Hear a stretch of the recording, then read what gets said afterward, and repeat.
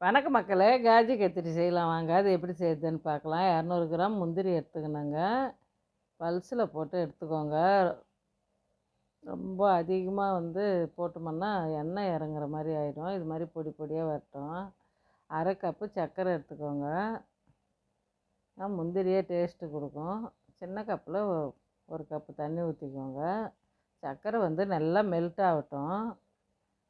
10 நிமிஷத்தில் பண்ணிடலாங்க டேஸ்ட்டான காஜு கத்திரி. அவ்வளோ டேஸ்ட்டாக இருந்தது. ஒரு கம்பி பதம் கூட வேணாங்க. சர்க்கரை கரைஞ்சதை முந்திரிய போட்டுருங்க.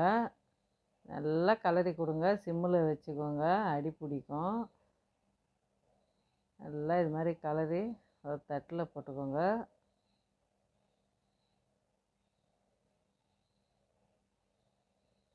கை சூடு பொறுக்கிற அளவுக்கு மாவு நல்லா பிசைஞ்சிக்கோங்க. இது மாதிரி ஒரு பட்டர் பேப்பரில் வச்சு பூரிக்கட்டையில் 2 உருட்டு உருட்டுங்க. ஒரு 10 நிமிஷம் ஆற விட்டுட்டு கேக் கட் பண்ணிவிடுங்க. சூப்பரான காஜு கத்திரி ரெடி ஆயிடுச்சு.